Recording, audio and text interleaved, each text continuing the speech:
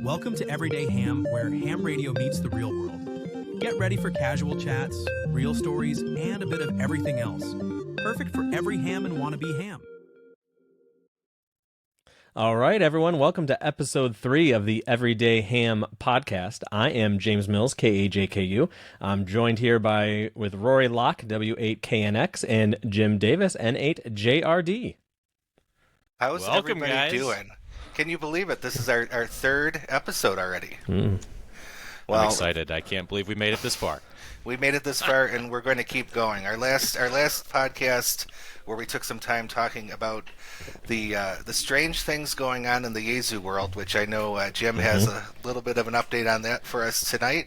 That I do. We're at 3,000 views on our YouTube upload, and 107 subscribers on YouTube. So that is impressive for what was our second episode. And as we move forward, we hope we keep some traction going. We hope you like what you're hearing as you listen or watch our podcast. Make sure you comment, like, and subscribe.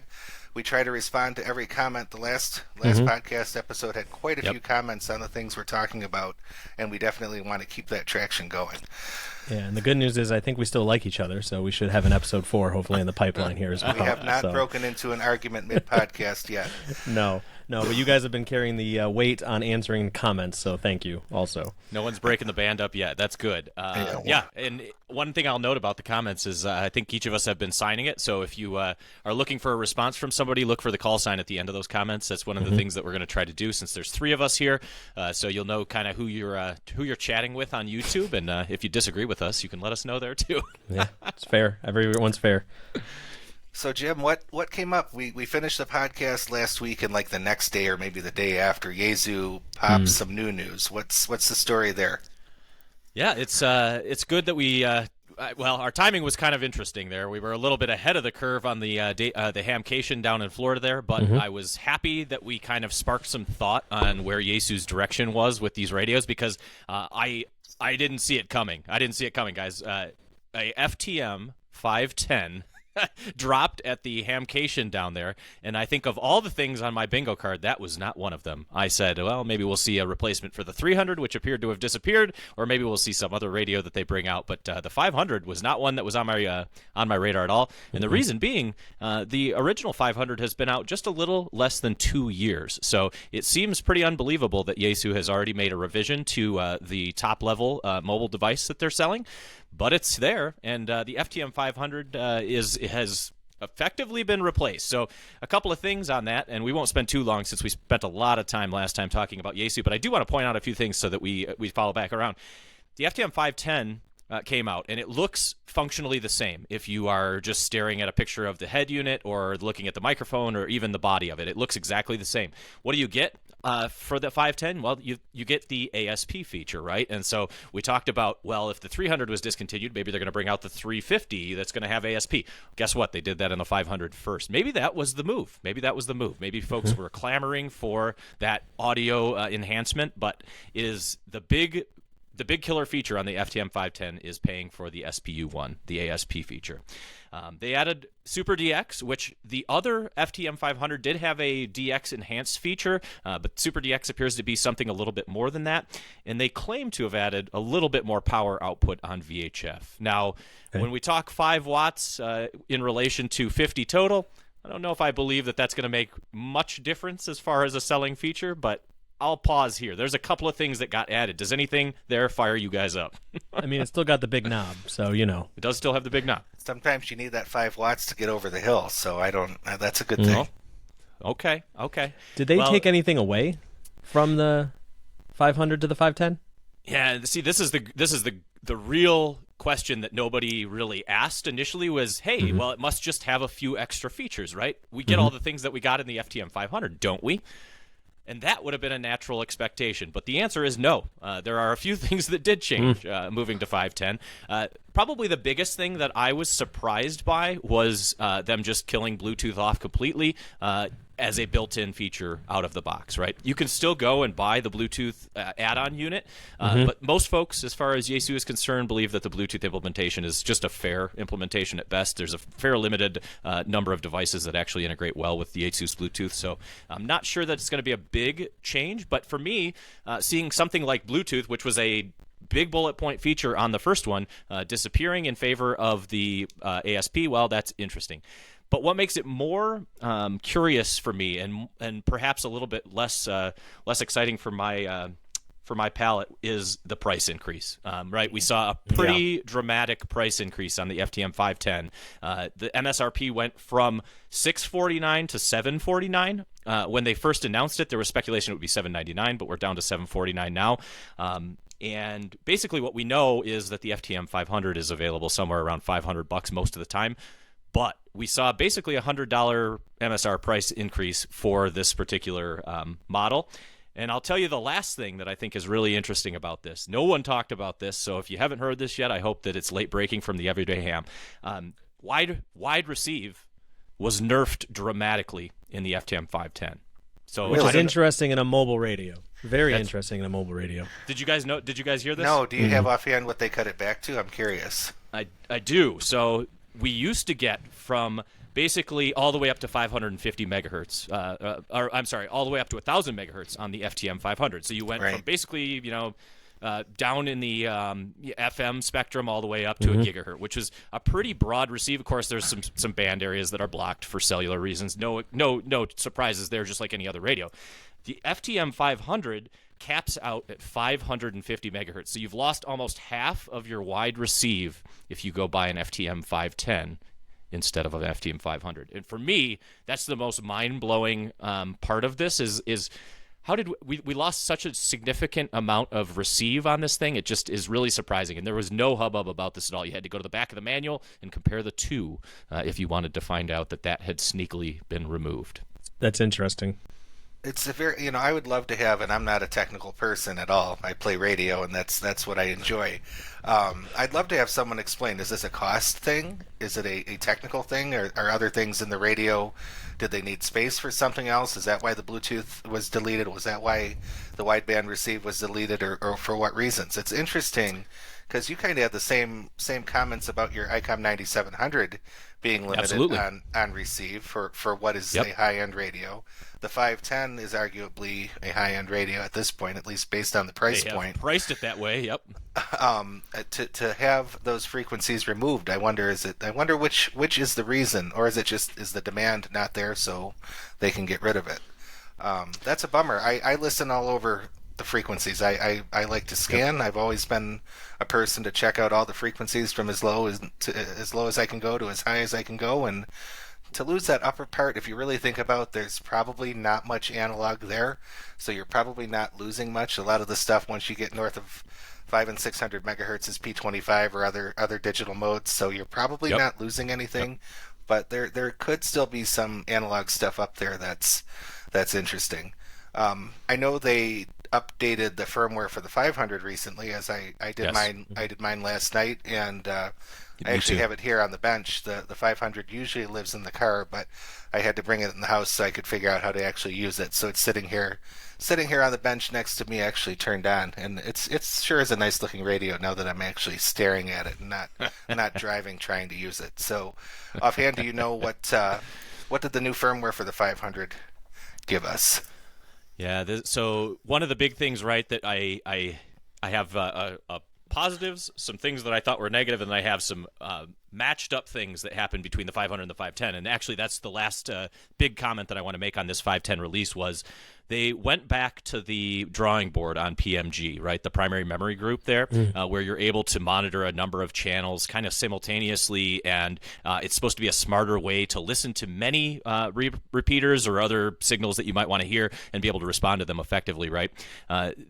They changed how that behaved in the 510, and thankfully that was a software-specific update that even us lowly FTM-500 buyers were granted from Yaesu. So I was happy to see that one of the killer features that they're saying, hey, this is what the 510 does that's new and awesome, came back and got populated onto our FTM-500. 500. So we did get the PMG update, and that's a pretty nice feature. I need to play more with that before I make any commentary on whether or not I think it's awesome. But it's nice to see that they didn't leave us behind, those folks that just, me 6 months ago just bought the FTM-500, being a top-tier mobile unit. Nice that they're still getting those updates. Yeah, you wouldn't expect the flagship to be revisioned this quickly.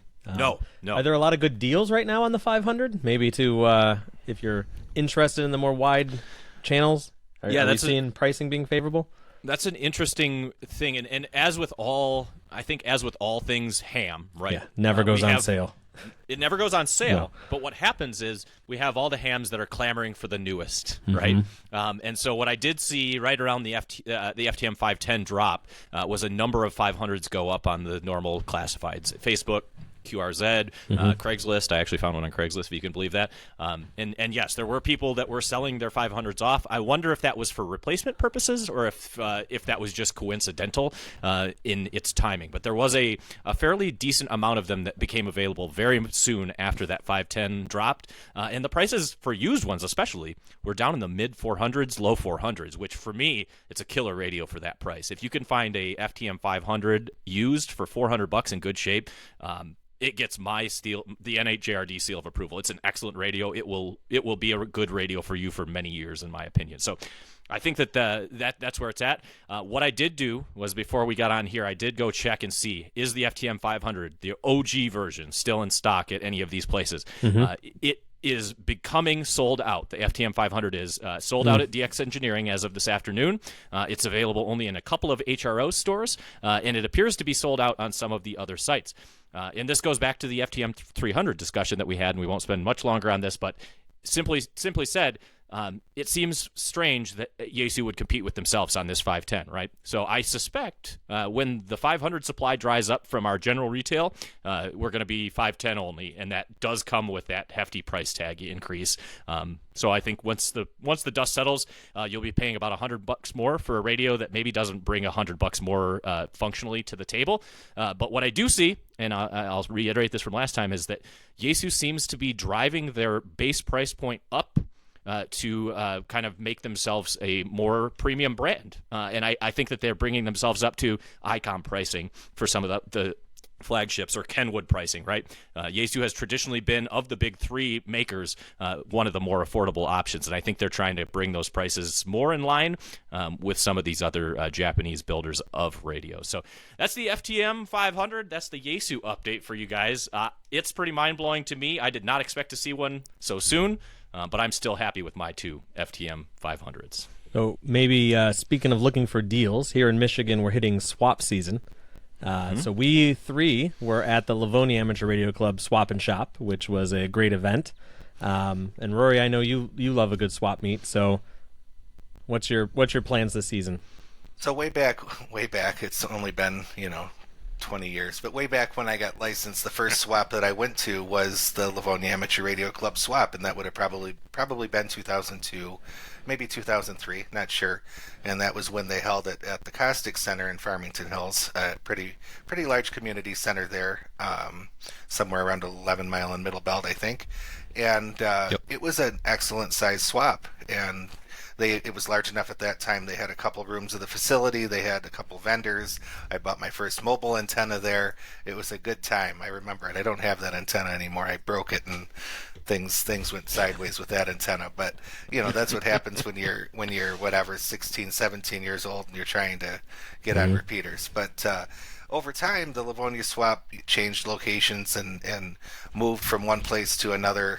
They've been at the Livonia Senior Center. They've been at the I think it's an American Legion or VFW in Livonia. And all those spaces, it seems like were fine. They were good, ample parking, ample room. But something's happened in the last year or so to where the interest in this swap has increased again. So last year when they were at the hall in Livonia, it was tremendously difficult to even get around. There was a point where I was wandering around with my friend Bob KWX, who we were chit-chatting and talking to some folks, and I'm like, I got to go outside. I said, it's too hot, it's too many people, it's too many space. I said, I got to go cool down for a minute, and I did. I went out and went back in, and the Livonia Club, big shout out to them for putting this event on, and seeing that there was such a demand for their swap. They looked for a new facility, and they went with a large church facility here in the Metro Detroit area called Ward Church, which is in Northville Township, and it was an excellent venue for the swap. I felt it was. It was pretty good. The parking was plentiful.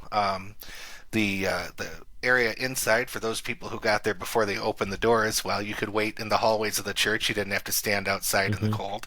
And for Michigan, that's a big deal, especially in February, March timeframe. And I think one of the organizers there said they increased the amount of tables this year by 20%, if I remember correctly, and still sold out the tables. And we still had plenty of room to walk around, and we had room to stop and talk to all of our friends and people that we ran into. I saw several people I've not seen, in some cases, in 5 or more years. It was good to see people.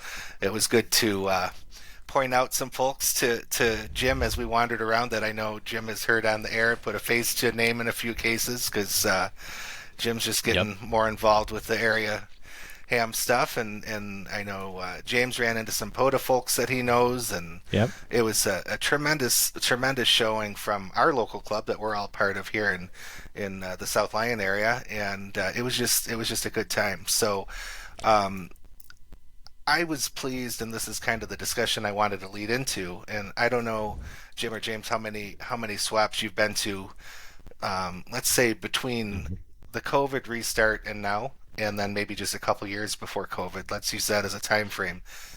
A lot of the swaps seem to be, you'd maybe have an hour rush of folks in there at the beginning, and they'd look for the deals and they'd be gone. This particular one, it was a good solid, I would say. Were we there 3 hours before we finally went across the street for lunch? Maybe longer, maybe closer to 4.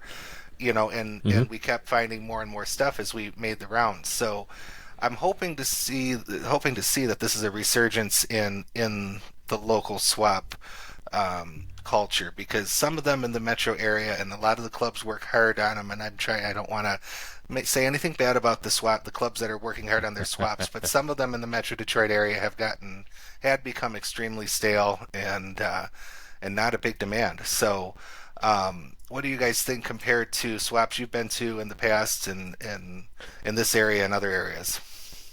Yeah, so being a post-COVID ham myself, so obviously swaps, when I got licensed initially, there weren't swaps really around yet again.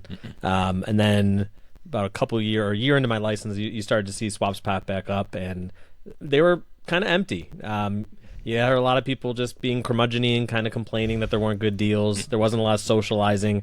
And this last swap, so you're starting there and you're building your way back up. It was great. We spent more time socializing and going around talking to people and looking at tables than probably we ever have before. So it was good to see. And my first point of advice for anyone that's maybe new to amateur radio or new ham is, go to swaps, meet people, talk to people, walk around and just get a feel for what's happening, because that's really how you start to kind of explore new avenues of the hobby. I learned a lot actually from talking to some people that I'd never met before.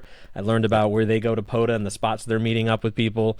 So just little things like that make a big difference in your enjoyment of the hobby. And it was cool to see. Yeah, the room was alive, and I think Zach, to your point, even said, one of the organizers, that they sold out of their tables and they could have added more. There was an appetite there to even have more tables. So if you have that many vendors interested in coming, then the people will come as well, which is great to see. Yeah, the nice thing, and I think you guys both mentioned it, and it was not something that I ever expected, right? When I think of a swap, I think of a flea market or a garage sale, right? The piles and piles of junk. You're there to get the best deal possible, maybe take home a bunch of stuff and resell a few things and enjoy the whole immersion in that experience. But what you guys said is totally true of the ham swaps, and I didn't really know until I attended a couple. I've been to 3 total. 3? 1, 2, 3? 3. So... yeah, 4. 4 was Livonia. Okay, so what I liked about that, and Rory mentioned it, was I put a bunch of faces to names of folks that I had talked to around the Metro Detroit area at the swap, right? Because it was a well-attended swap, I was like, oh, hey, that's Jay. Jay pops in on my Thursday night roundtable on the repeater every once in a while. So I shook his hand. I said, Jay, it's Jim. He's like, oh, you're not who I expected. You're like, and you put a face to a name, and you both are like, well, you're not who I expected you to be, but like, it's super fun to do that. And then I met another guy, who was selling a couple of his wares that owns the Spirit of 76 repeater up here. And the Spirit of 76 in Detroit is a big digital mode repeater. A lot of folks love that repeater. It's been online for a long time. Rory could give you more history than I could, but it was awesome to meet this gentleman who had a wealth of knowledge around that repeater thing. So it was just cool to be able to say, oh, yeah, there's K8JKU, there's W8KNX, there's N8LEK, there's N8AR, right? Like all of those folks that you run into on the radio, you're putting faces to names to. And for me, that was probably one of the more exciting things. And I will tell you, but when Rory asked me if I wanted to go to the swap, and we went together, Rory and I shared a ride over to the swap, not too far away. He said, "I'm not planning on buying much. I'm just going over there to have a social hour." So Rory went fully expecting this, and I was the one with a couple of bucks in my pocket, thinking I was going to get a good deal. Yeah, you held out on buying a handheld, which is shocking too. I had a few dollars in my pocket, and I spent all of 5 of them to get into the thing, and that's another plus. I'll comment on that. The Livonia Club keeping it at $5. A lot of swaps have gone to the $10 or $20 ticket fee. So big shout out to them for not being crazy on their ticket price, and that in the ham community we have people from all walks of life. That is actually an accessibility thing. There is one gentleman there who I know quite well, who that is actually a difference of whether he would be able to go or not. He's doesn't have a whole lot of means, but it's good for him to get out and walk around and do it. The one other thing, and you mentioned running into Wallace K8HR from the Spirit of 76 machine. There were a couple other people wandering around from our local repeater group, the Radar. They're the WR8DAR repeaters that cover a lot of Metro Detroit, and that's a group of guys who pooled resources to put repeaters on the air in the Metro Detroit area over the last probably 35 years. But their thing now is they were busy talking to some other folks who are trying to establish repeaters and give them tips and tricks and help them find equipment for low and reduced prices.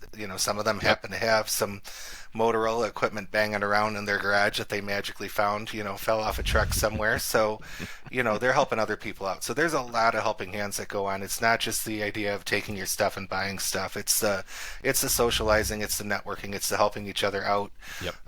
You go up and down the aisles and you might have a conversation with a fellow about an antenna or maybe something that's homebrew on the table, and you learn something by talking to him about what it is and how it was built.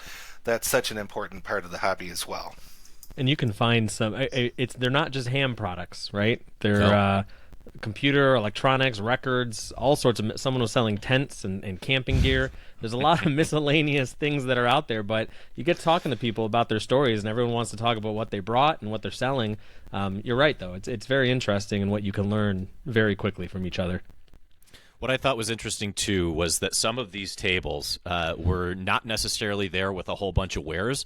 They were bought because they wanted to establish a club presence or a network presence for a specific repeater network, or it was a gentleman that just didn't have the legs to walk around the thing. So instead, he got himself a table. He brought a few little things with him, but he was just there to have other folks come by and say hello. And I appreciated that the Livonia swap was that kind of accessible. It wasn't all about everybody has to have a pile and pile and pile of stuff that they bring. It was a real mixed bag of different folks that were there for different reasons, and I just really enjoyed it. Now, I'll ask everybody's opinion. When you go to these things, you usually are guessing how much junk is going to be there on a 0 to 100% scale. How much junk did you feel like was at the swap this time around? So this is funny you ask this, because when I was asking you if you were going, I came up with the junk scale in my head, and I actually thought about the swaps I've been to in the past, which I've been to numerous around Michigan, a couple in the Chicagoland area, probably one up in northern Michigan. And I thought of, in my head, there's always, each swap has a different flavor to it, a different, but but it also has a certain percentage of junk. And I put this one going into it and I told Jim, I said, come along, 75% junk. It'll be a good time. Yep. That was my junk. That was my pre-swap junk scale guess. Yeah, so I'm a little spoiled in the fact that I grew up going to a lot of flea markets with my mom. So her motto was everyone's treasures are always a little bit different, so it's hard to put that scale on it. I would say I'm going to be a little bit more generous. I'm going to 60 to 65%. Okay. But again, I'm not here to judge anyone's perceived notion of what is a treasure to them. Now, the one thing I did learn that is the most important, and this is also maybe the secret I shouldn't share, is always look down and under the table to see what they're selling. I was so mad every time. Jim, you snagged that one antenna, the mobile antenna that was on the ground at a great buy. Killer deal. $10, I think you paid for a great mobile antenna. Brand new antenna. Yeah, brand new. And then someone else was carrying another antenna, and someone else had this other radio, and I'm like, I was looking for. And every time I asked them, like, oh, where'd you find that? They're like, oh, it was under the table, sitting under the table. Yeah. So now I'm going to permanently miss out forever that we shared these hot swap tips, but it was it's something to look at. Yep, I was walking down the one aisle, and it made me laugh because we kind of that was a fun thing. The way we all went, we kind of went around, looked at our things, met up with each other once in a while. We weren't like all trying to get through this as a group because that's impossible. No. So I ran across one of our other friends, Eric KDRS, and he's hands and knees on the floor going through a box. I'm like, what's going on down there? He said, oh, you gotta look under the table. So he was already on that path, and I think he found some rotator cable that he was looking for and a bunch of other stuff. Yes, yeah, he did. He dug out his treasure. But that's what I'm saying. Like, so my 65 is not meant to be mean, but there's still value to be found, and you enjoy it. And Jim, did you say what your percentage ended up being? So I went in assuming that Rory had the best perspective on this because he has been to this swap a number of times and kind of knows who's going to be there. So I was figuring Rory's estimate was going to be pretty close. And I don't think I was disappointed with his estimate. I think it was right on par. A couple of things I'll say here, right? When we say junk, I think we're saying it in the lovingest sense, right? Oh, flea market is intended to bring you things that are not maybe necessarily whole. It's Candyland. If you're nerdy enough, you'll find it. I want to pick through it, find something that's broken but has a couple of good parts that I can take out of it, and just get a killer deal on it. Or you buy something that has been discontinued for 20 years, and I'm like, oh man, I always wanted one of these.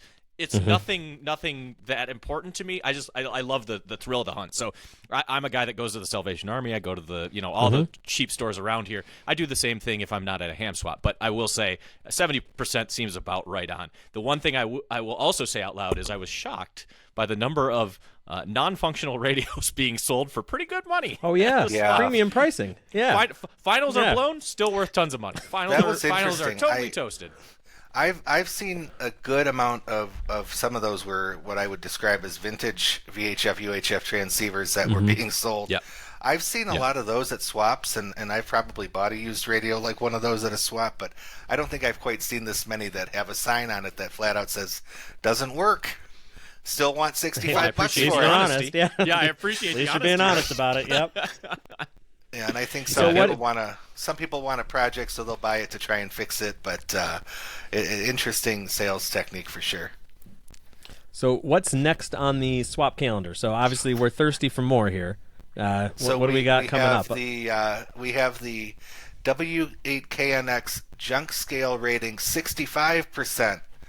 Toledo swap coming up Sunday the 16th of March down at Owens Community College down in Toledo. It's a nice easy drive from the Detroit area. It's a solid hour and 15 from my driveway here, and it is a good swap. It's held in the large I think it's in the gymnasium of the community college there, and it's spread out. They use their space wisely.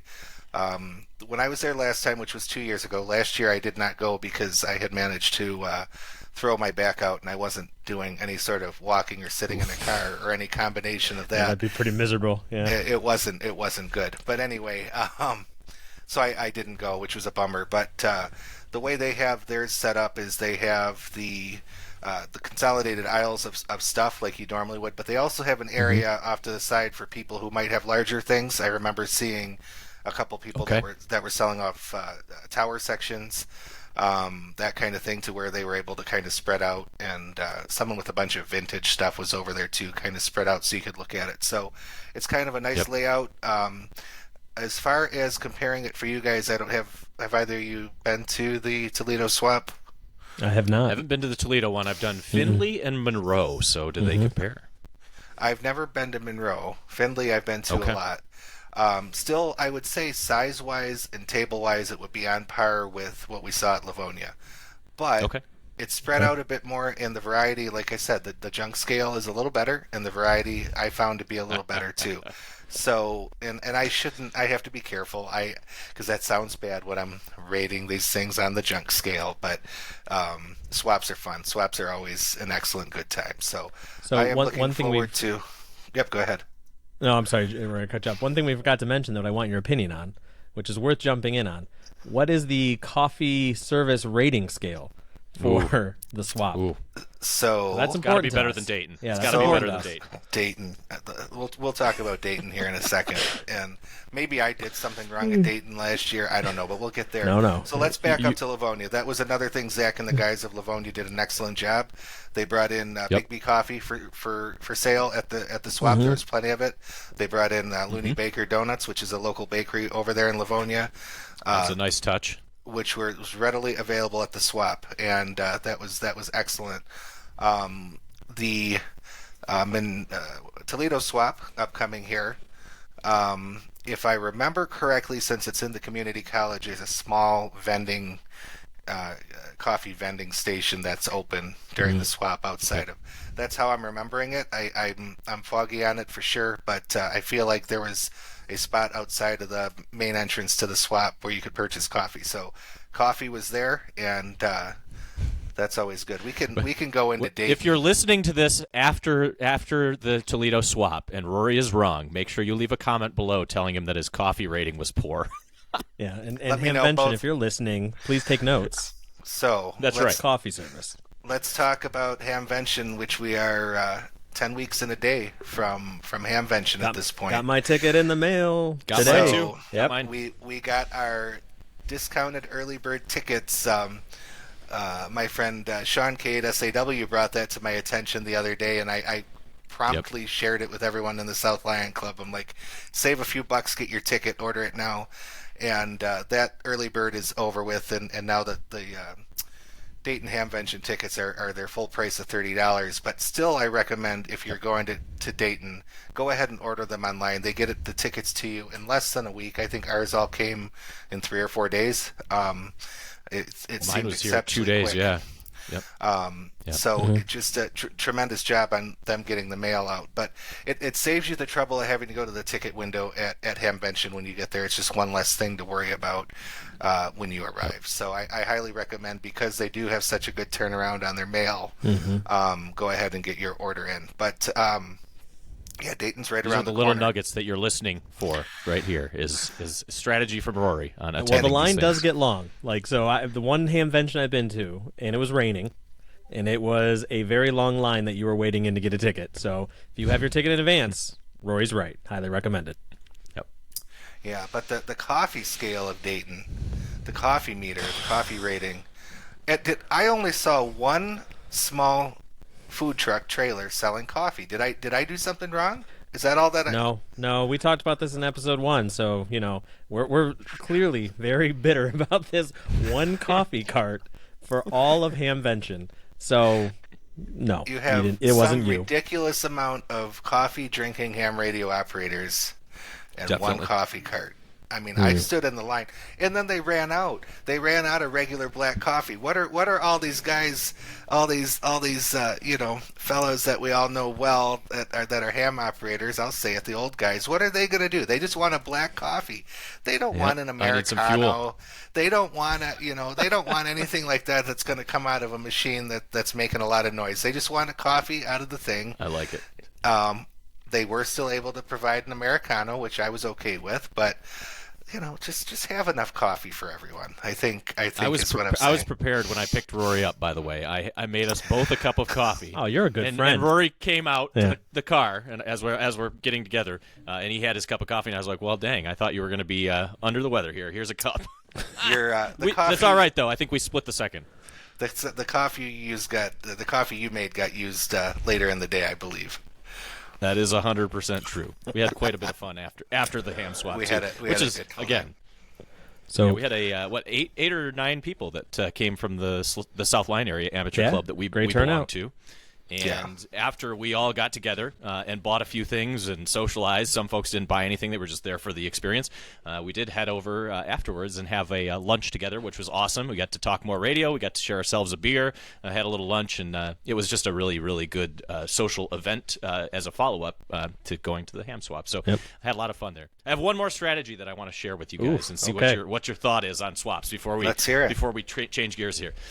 So I will say that one thing that I like to do at these things, and Rory joked right off the gate that you go with somebody, but you don't always stick with them table to table because everybody has their own move when they get there, right? Looking for the best things. Well, you're also competing with each other for that deal. That's true. What if James would have got that $10 antenna? I would have loved it. No, I would have loved it. I'm just kidding. So my strategy here, and I'm funny, is I'll run through all of the tables, but I won't buy anything. I'm generally like a kind of first pass guy, eyeball all the things that I think I might be interested in, and then see how quickly they sell, because I'm waiting till the end to make my buys, right? And that's when I start to make my offers at the end. So the things that are sitting around, a lot of folks don't want to drag them back to their vans or their houses, or their wives don't want to see them come back in the garage.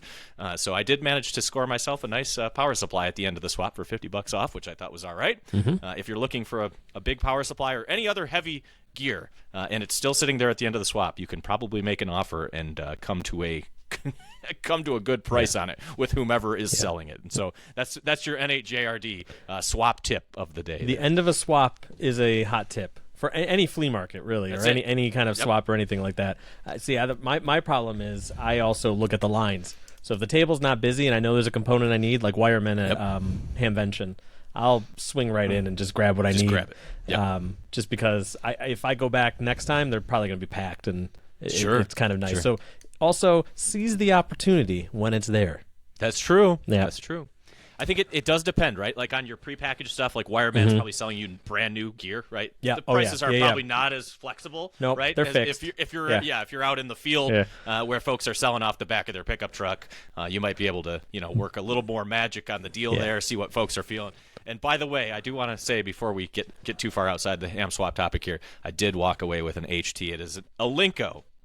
Digital HT, which I have over here on my desk. Are we sharing this already? Oh, that one. That is my MD5. Yeah, that one. The MD5. You couldn't resist. No, I couldn't resist. It was priced $80. I got it for $60. So you guys tell me down in the comments: is the Alinco MD5 worth $60? It's a pretty neat little radio, though. We can have a little segue with that. How are you feeling about DMR? That's the first DMR rig you've actually used, I think.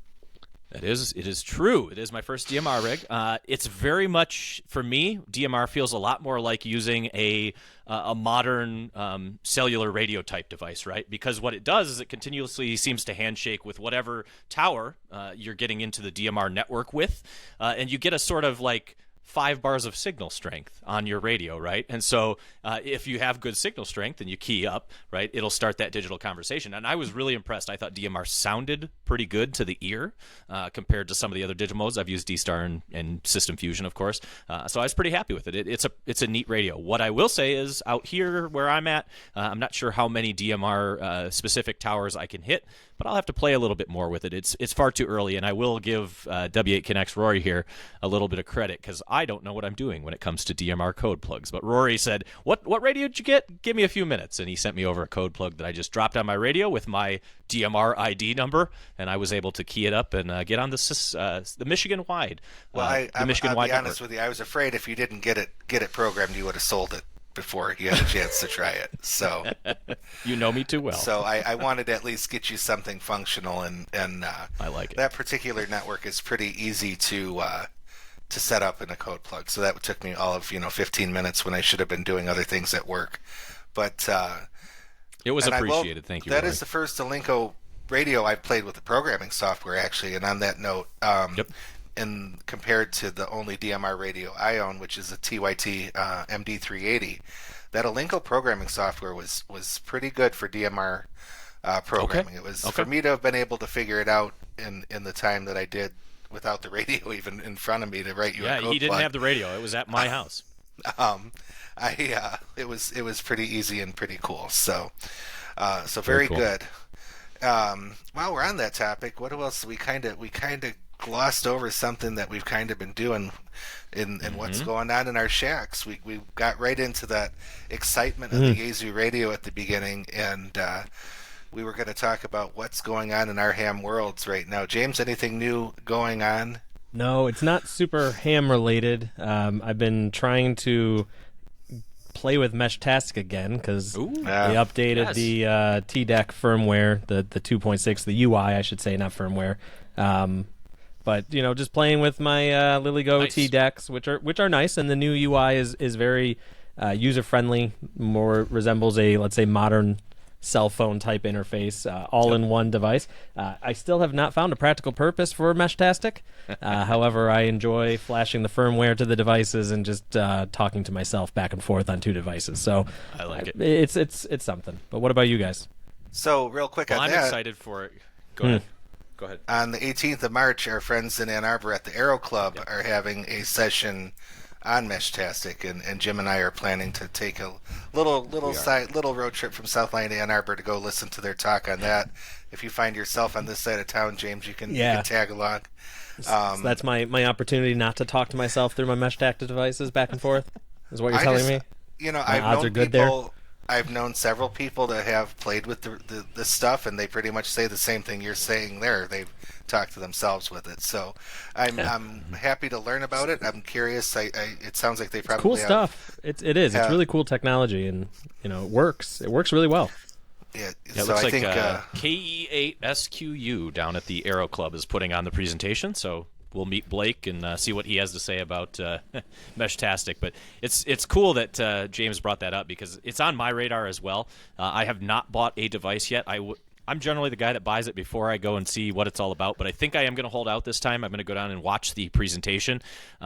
But James, I was like, last year at Dayton, there were so many Meshtastic devices that Meshtastic's network suffered a sort of overload, right? Yes. And it looks like they've made some adjustments to how they handle the handoffs of that data between nodes. So I'm curious this year, and that's why I want to have a device there with my ID plugged. I don't know anything about it. I'm talking generally. That has my ID plugged in because I want to see that firsthand. I think if you're going to take one of these kind of niche devices down to a thing, I think that's going to be awesome to see all the folks that are on Meshtastic down at Dayton. It was fun. I mean, where it was fun, and the one time maybe it was kind of practical, even though I had a handheld radio right next to me, was at the campground at Hamvention. Oh yeah, a lot of it wasn't crashing like my device, and it was just detecting so many nodes and so much traffic that it just didn't want to go any further. But at the campground, it was actually pretty cool. You had some good conversations, quick chats, met some people as I was walking around, and met some hams. But it's cool technology. Again, I'm still just searching for a purpose, which is maybe the money investment part is questioning that part on why. Yeah. But The Metro Detroit network is not well established. If you look at the mesh map, which is kind of the idea of where things are online, there's a few down by University of Michigan, which I think college towns are a real prime place for this type of thing to spring up and actually get use. There's a few up in Traverse City, which is kind of a resort town if you're not familiar with Michigan, up in the tip of the mitt here. And then there's a few that are sprinkled around the downtown Detroit area. But realistically, I think that in a metro area like Michigan's Detroit area, there's a lot of space between people. Where the Meshtastic stuff really shines, it seems like the more I read about it, is in places like Chicago and New York or even San Francisco, where there's a high population density of folks that have interest in these sort of niche and emerging technology experiments, if you will. Which makes sense. Rory, what have you been working on? So the only thing going on in the shack here is a little bit of contesting over the weekend. I participated in the what was it called? The International Sideband Contest. A little bit of little bit of fun there. I never considered myself a contester until maybe the last year or two, and I'm not a good contester. I have a very mediocre station here at home. It works, but it's not great. But I still have fun getting out there and being in the chase of a contest, and I was able to pick up, I think, 17 more DX countries through the contest. Again, not great numbers compared to what some people have, but it was a good time.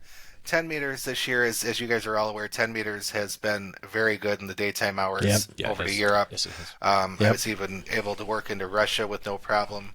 A lot of countries I didn't have, Bosnia, a few of those over there.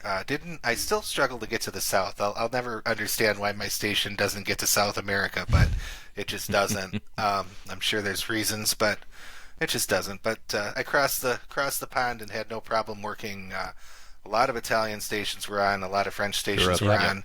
Yep. Was able to get Wales, Scotland, both, which I never had those entities in my log. So I'm hoping to get confirmations on all of these. I might have to actually do QSL cards for a few of them to get them confirmed. But that was actually a good time for me over the weekend. I turned on my radio and the scope was just packed, which was awesome. It's awesome to see, and 10 meters was just alive. It was humming. I think the contests are a great way for folks that are getting into HF and are still trying to fill their QSO map, so to speak, especially in sideband, to get those distant stations right. You can go on FT8 and you can get around the world pretty easily, but it really, these contests are good opportunities to have folks with high quality antennas and a lot of power pointed in your direction and listening, even for your 100-watt station with a minimal antenna setup. So it really does give us an opportunity. I say us because we're all in kind of the same boat as far as antennas to some extent, an opportunity to use sideband to really work more distant stations than we would be able to on like a regular day. It's not to say that you couldn't. It's just to say that you have folks that are looking for you at that point, so you have a better opportunity, a higher hit rate on that type of thing. So I think that's where these contests excel for further us. Emphasize your point as well. There's if you listen a little bit, you'll usually pick up on the exchange very quickly, and it's a good formal exchange. It's generally quick and easy. So if you're again a new ham, good opportunity to either look on the website for the contest or just listen, and you can just get over that mic fright a little bit and start making contacts. But maybe go on, Rory. I mean, if nothing else, it will get you over the mic freight real quick because the contests are moving quick and the exchanges are going quick. But it's nothing. If you've never done it before, don't let that scare you because the guy on the other end of the radio path will slow down. He might grumble. You might break his flow a little bit. He might not be happy with you slowing down what he's doing, but he'll be happy to help you out. If you don't know the exchange, he'll tell you what it is. If you've not done contests before, the WA7 BNM contest calendar, just go on Google and search contest calendar. That is an excellent contest calendar. It lists out pretty much for the whole calendar year, all the contests every day. And it also lets you know what the exchange is and where to go to find the actual rules for the contest. So if you want to make sure you know the exchange before you get involved and what the rules are. In this case, you were not allowed, in this contest over the weekend, you were not allowed to contact other American stations for credit. They would get very mad if you tried to contact them because they weren't interested in talking to you, because that's a no-point situation. So it was strictly DX entities. So certainly, I highly recommend it. The contesting thing, hopefully someday I have a better antenna up and can do it a little more seriously. But in the meantime, it's still fun. So I'll give a little bit of credit to also one of our club members. I like to pass this around because I'll also encourage you, if you're listening and haven't involved yourself in a club yet, to think about some of the reasons why it's worth doing. We have a club member. His name is Frank, NF8M, and Frank is a big contester. He always mentions each weekly net what contests are coming up. He tries to remind us when there's a contest that seems like it might be approachable for us newer hams. So there are those types of people out there that will keep you a little bit more in tune, even if you're not a heavy-duty contester. And I really appreciate, and I always tell Frank whenever I hear him mention a new contest, hey, thanks for saying that out loud, right? I don't check the WA7 BNM calendar every week, but I appreciate that you call these things out for us. Go ahead, James. No, I was going to say, speaking of let's say, contesting and exchanges, there's another topic we were talking about, which is the POTA exchange. So, Rory, maybe you fill us in a little bit on what the discussion point was. So this got me fired up a little bit. Now, anyone who knows me personally or who has activated POTA sitting next to me, I am not someone to pass along a bunch of flowers in my POTA exchange. It is a 5-9 Mike India, 5-9 US 3315, and I'm on to the next person. There's a lot of discussion on whether that's right and wrong, but what it comes down to is it's your POTA activation. You do it how you want to do it, and if you're calling into someone else's POTA activation, you get to conform to the way they're running their activation, and I am all for that. And a lot of people think it's funny because I'm just a very impatient person. But something that popped up, something that popped up on the POTA Facebook page, probably 2 weekends ago now, I think. Some folks were doing a DXpedition over down in Costa Rica. TI7 RRC was activating Costa Rica, and they were doing 4 of the special events, so to speak. They were doing Islands on the Air, Parks on the Air, Worldwide Flora and Fauna, that's a hard one to say, WWFF, and Amateur Radio Lighthouse Society. They were working all 4 of those and attempting to give people credit for contacting a station at one of these entities. That's all they were wanting to do, is give people an opportunity to talk to a park or a lighthouse or an island or whichever one you're playing in Costa Rica. But they were doing it in true DXpedition form. They were wanting to get as many contests as quickly as they can. So they were not giving a long exchange. One of the people that was running it, R1BIG, I think her name is Raina, she, of course, was in full contest mode and wanting to get the contacts done as quickly as she could. The bands were good right then. It was good to get a lot of people through. So someone posted, trying to be helpful, on the POTA Facebook page saying, these guys are there, they're glad to make a contact with you, but they're not looking to exchange park numbers. And as most of us know, and some people who may not, with POTA, you do not need to formally exchange your number. You don't need to say it aloud when you talk to another station. As long as you log it, and if they're at a park, they log it, the system does all the work for you. You could sit there and let them know what color the moon is. You can let them know whatever you want. You can give the park number. You don't have to give the park number. So I was a bit bothered by some of these comments that were on this post, and it's like we're supposed to be having fun with this. Absolutely. One person, while I don't really care, turning down a park to park while using the POTA platform is a bit lame. What are you're not turning down a park to park. You're going to log it, they're going to log it, the system will figure out your park to park. What are we doing? Let's see, what else? I'll also say real quick here, Rory, right? There was a huge line of folks that wanted to talk to these people, right, to get their credit for calling down there. So I also think it's fair to consider, right, it's not only you that wants to talk to them. There are a whole bunch of hams behind you that want the same opportunity. So it's almost a little bit of respect both ways to say, let me get in and get out and not extend this too long, right, because I know there's a whole bunch of other people that would love to talk to a Costa Rica DX station that isn't normally on the air. Go ahead, Rory. I mean, they made they technically ran two stations, TI6 RRC Portable and TI6 RRC. So between the two, 12,000 QSOs are noted on their QRZ page from their. Wow. That's a lot of people that were very glad to make that. But I don't know. I just got really agitated reading these very, very. Negative posts on the POTA Facebook page. People very concerned that, I want to stop and have a conversation with these people. No, you don't. Give your number. Get on with it. Get on your repeater and have a conversation with Bob down the street then. I mean, it just, I don't understand. And just the negativity against these folks that took time out of their life. It was people from all over the country. Let's see, 9 operators went down all over the world, I should say. 9 operators went down there to activate this so they could do 24-hour coverage during their DXpedition.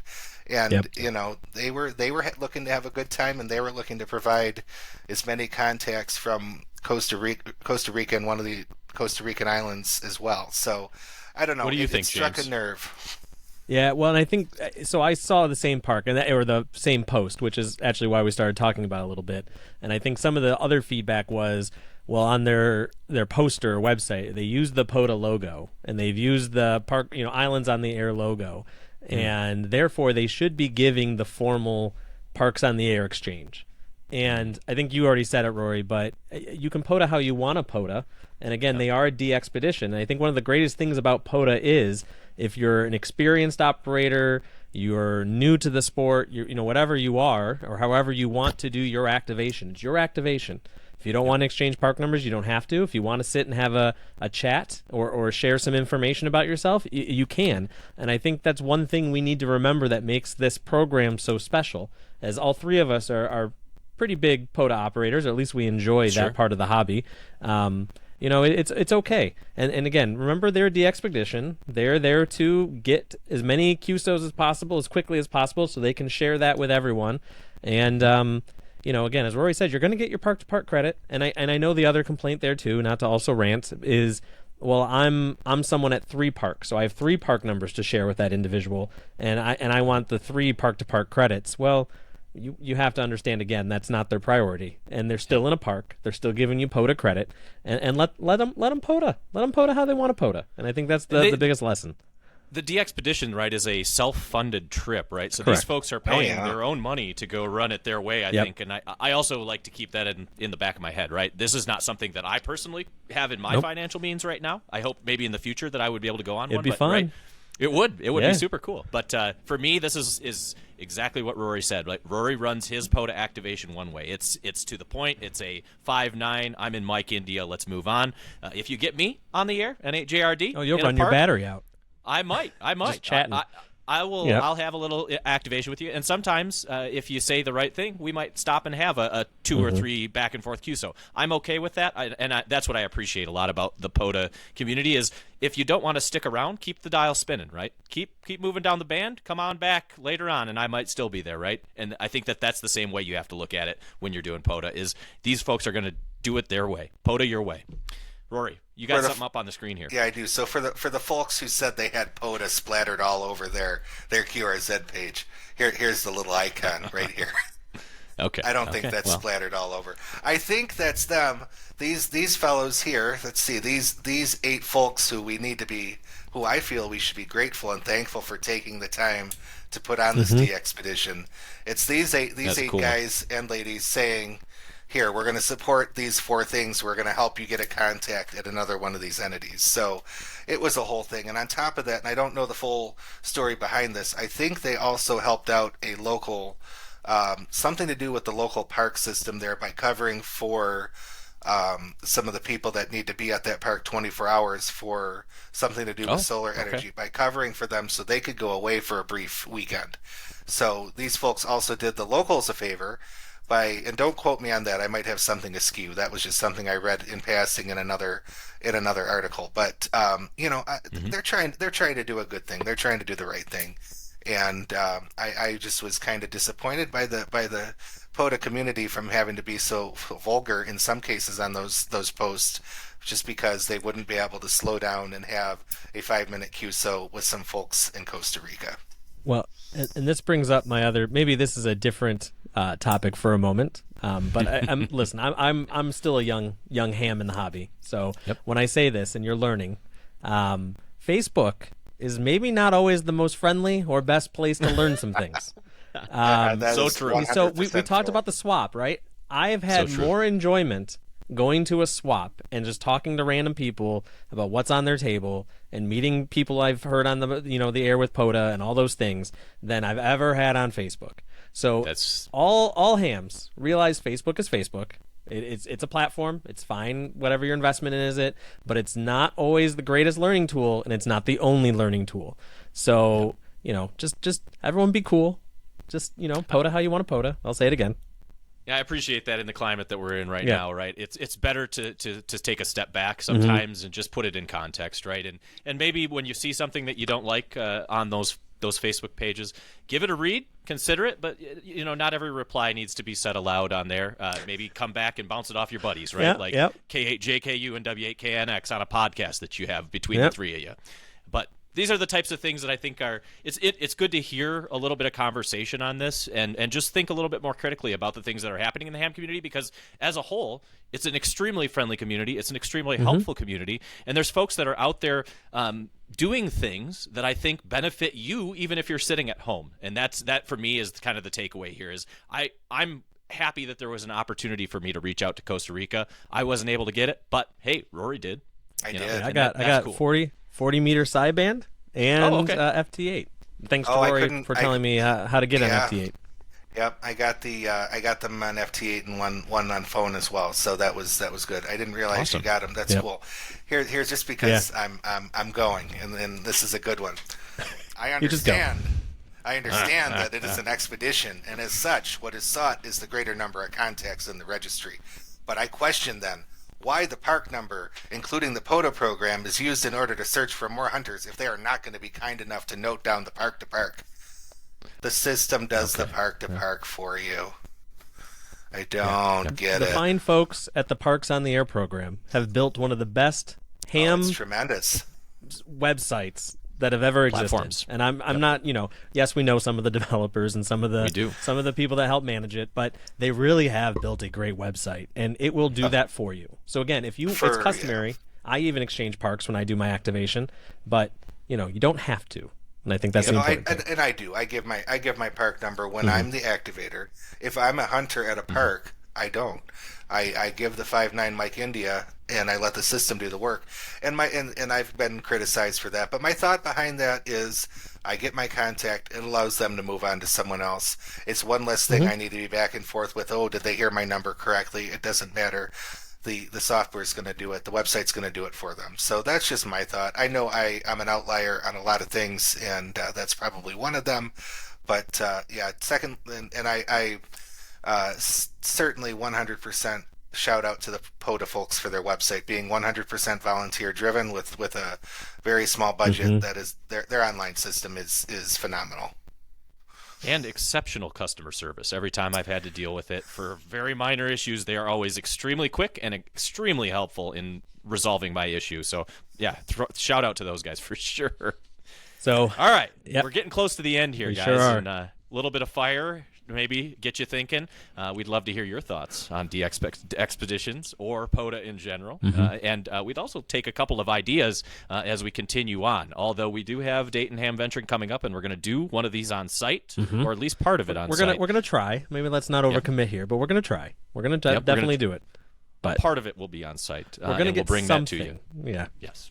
Yeah. But as we wrap it up here, go ahead, James. I think you were headed that direction. No, I guess another thank you from my side as we close this episode. As a reminder, this is a monthly podcast.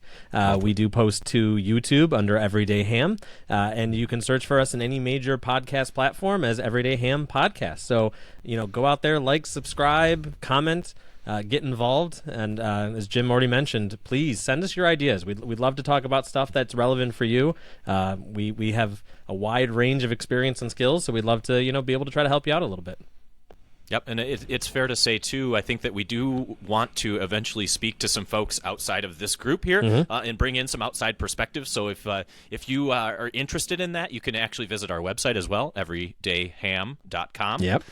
And on there, you'll find some contact information. We'd certainly love to hear from folks who maybe have some thoughts that we might be able to bring in as a guest speaker, too. So the future is bright, I think, for Everyday Ham, and appreciate everyone that has taken a listen to us and has subscribed or given a like or even made a comment. Those things mean a lot to us as a small little group here. But always a pleasure getting together with you guys tonight, James, Rory. Hopefully, definitely cheers. Look forward to seeing some friends. Look for some folks at the Toledo swap. Look for in a couple weeks. By the time we record again, we'll have done that. So if you see us down there, feel free to say hello. So with absolutely, that, I will say 7-3 from W8KNX. Yeah, 73s. Everyone have a good one. 7-3, guys. Bye-bye.